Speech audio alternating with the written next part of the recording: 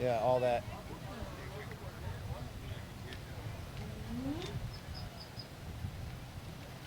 Like all this right here. Oh, okay. What else is in frame? Everything that's on the table. Is it out now? Yeah, pretty much. Well, I mean, it's cool. It's just kind of. This is Andrew's glasses I'm saving for him. You want to bring Ellis in or bring Saltwater Recon? Which one? Real quick. Where's Ellis is right here. Where's record? Yeah. Oh, we got to do mic check and a head check. No, that's what. No, we're recording. Oh, we are. Oh yeah. Check. All right, we're back on live, man, from the Texas Gulf Surfing Association competition put on by the city of Surfside. Let's see what we got here.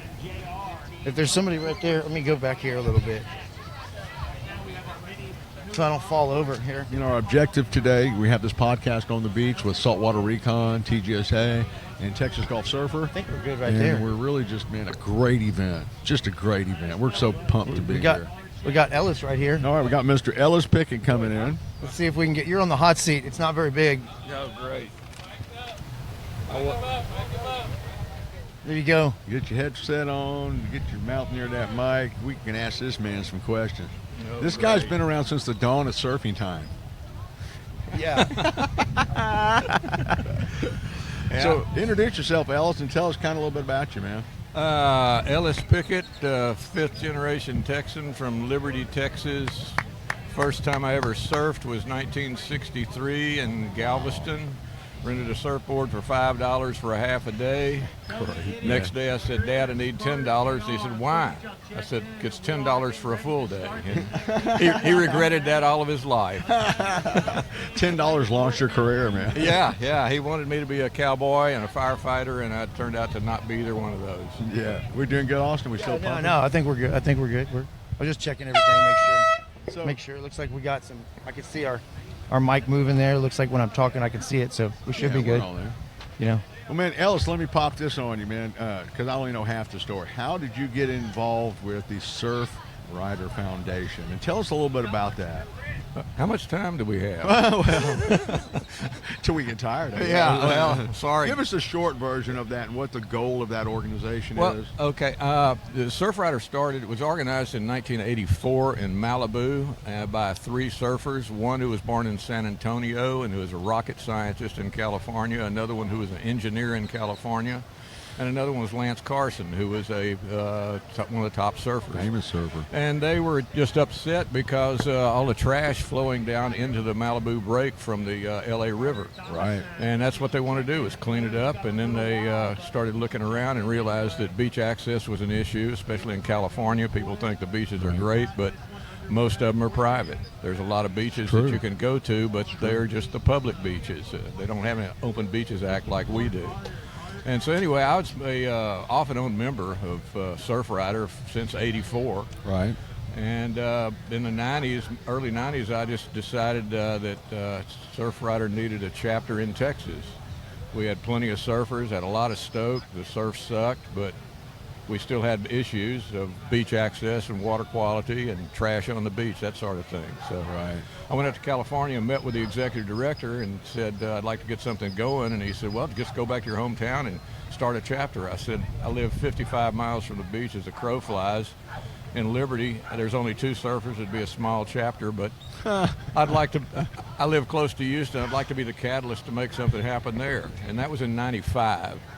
Well, I talked to everybody on the beach about getting a chapter started, but most people said, I'm surfing.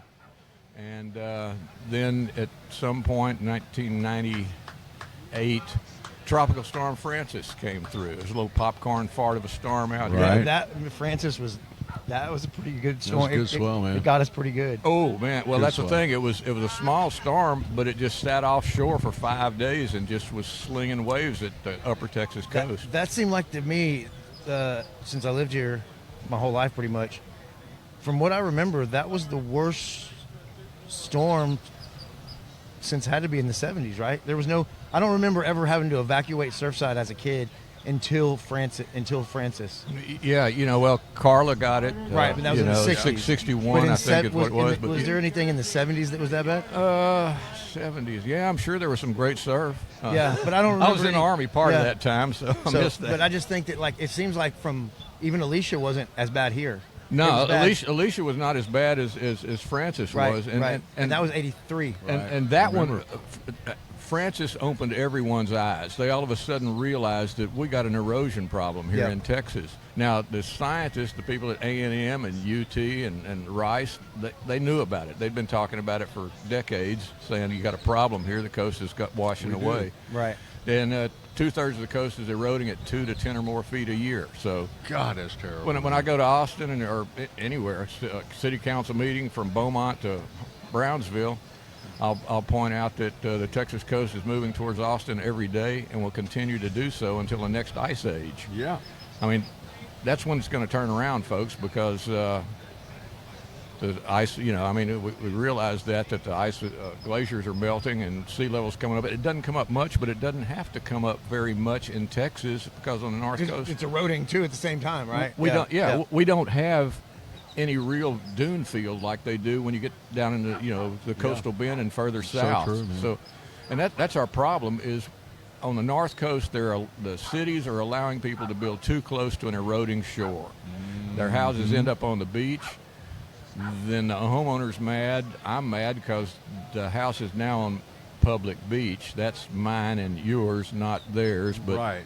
Yeah, I mean, it seems like if you got a house right on the beach, well, it's like Jimmy said, castles made of sand. Yeah. Right. Yeah. Well, an old saying in Texas: if you want a front row beach house, buy one on the second row.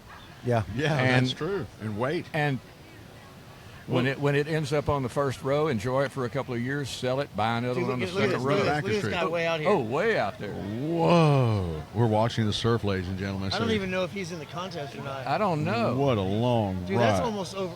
His head higher, bigger. Yeah. How That's sweet a good was wave. that wave?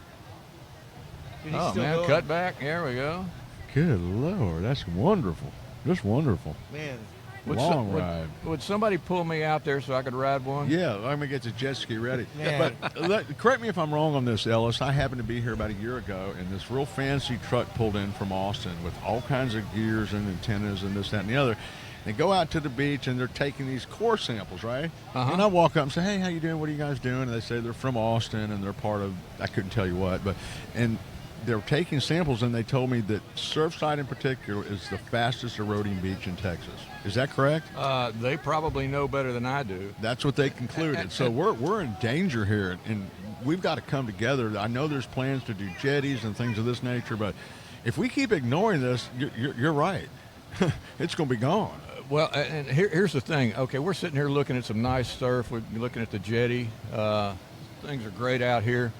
And the surf is better right here on this side of the jetty here at Surfside than it is anywhere else around. And one of the reasons is because the jetty is there. And another reason why we have the high rate of erosion is because actually in the 1 mile from the jetty back to the east end of Beach Drive, the slope of the floor of the Gulf is steeper than it is when you get either on Quintana or on the east side of Surfside Beach. So the water is deeper out there. The waves come in with more force and power and scour out more sand. And one of the problems we have is we need beach nourishment sand here badly. We've needed it for decades. You're true. And the state government, the land office, the state representatives, they never fund a project big enough to solve a problem. Yeah, it's all Band-Aid stuff. Yeah. It lasts for a year or 2 or 3, and then it's 6 years before they do it again. And the more time that goes by between, the worse it gets. The worse it gets. Right. So a lot of times that so hopefully, man, we've had them. We had some representatives from Weber's office down here and talked to them, and she actually did a pretty good job of getting on to. So what I found out at one point was there was no timeline for the environmental impact study to be done. They said, hey, do this environmental impact study. So when she found out about that, she called them and said, no, y'all need to get a timeline. So that's now why the timeline's in April. Because she went in there. I'm sorry I'm missing her name right now. I don't even want to say the wrong name.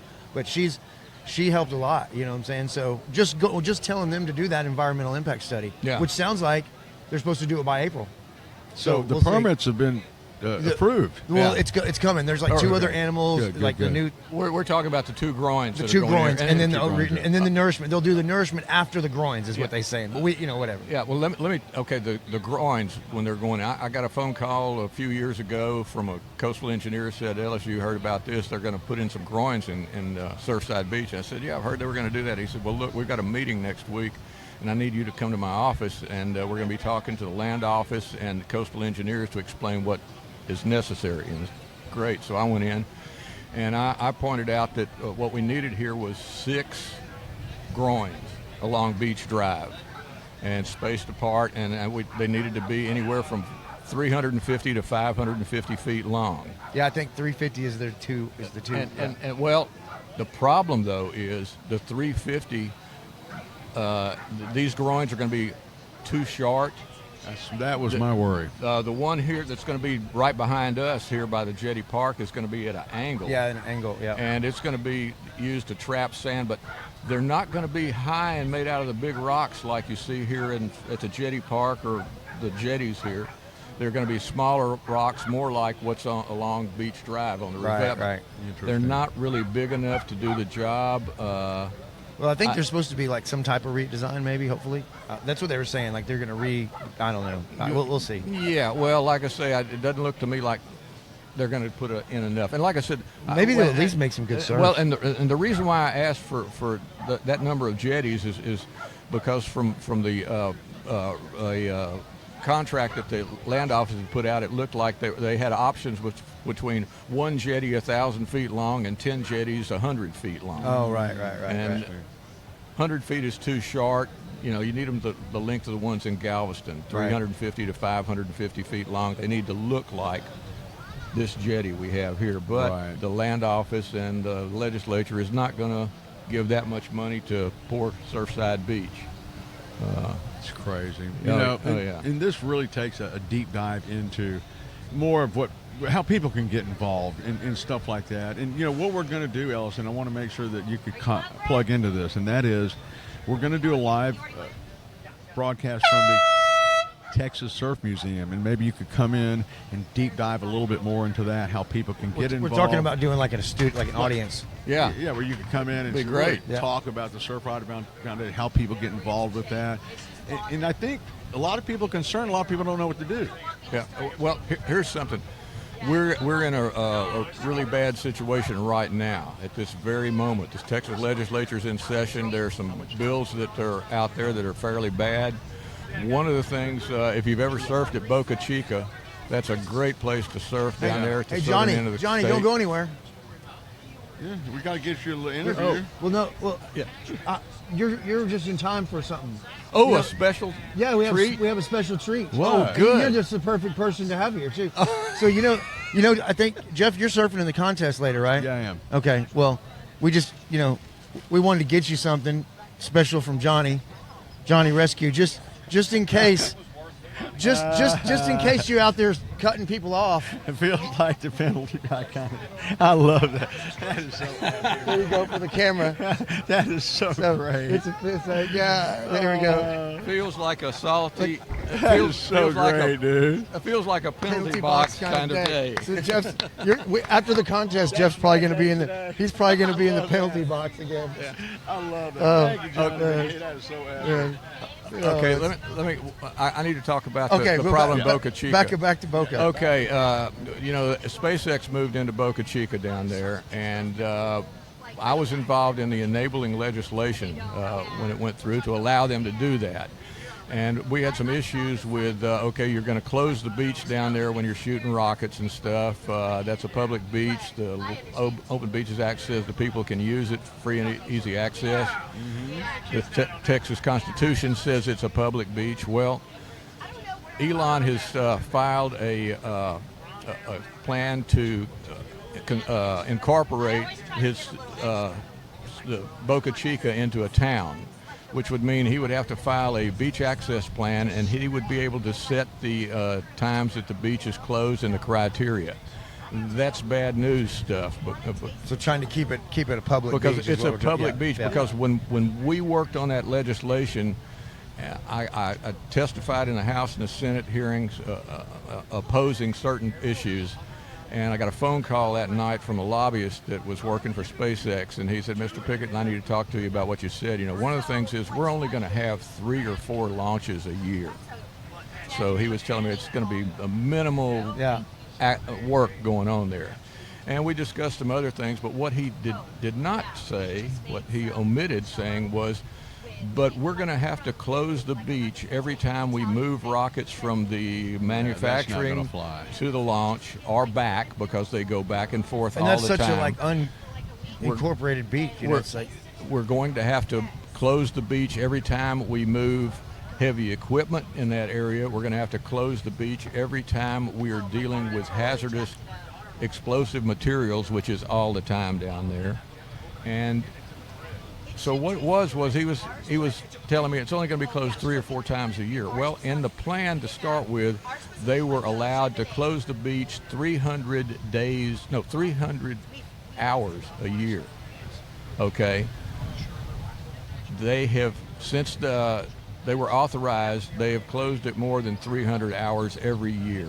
They're not paying attention to the rules, to the contracts they signed, and now they want to take over. And if they do, it'll be the end of enjoying the last final 5 miles of the Texas coast. Right, because there's nothing there. It's just like it's like the end of Texas. Yeah. There's your wake-up call, folks. Let's get involved, see what we can do. Yeah, so, like I said, get out there and, Well, right now you need to contact your member of the state legislature, both the House and the Senate, and tell them that you oppose the SpaceX bills because this is a public beach. Right. We didn't give the beach to SpaceX when they came to town. We gave them permission to shoot missiles off of there and do it in a safe way, in a reasonable way, but they've ignored all of that. Yeah, that's not cool. Yeah, at get all. out there, and like I said, Well, man, we're going to have you back on when we do the Texas Surf Museum, because we just basically peeled a small layer of everything. Absolutely. That you're about. But we're going to get you more time in there. This was a precursor, but I'm glad we got it in, because I want people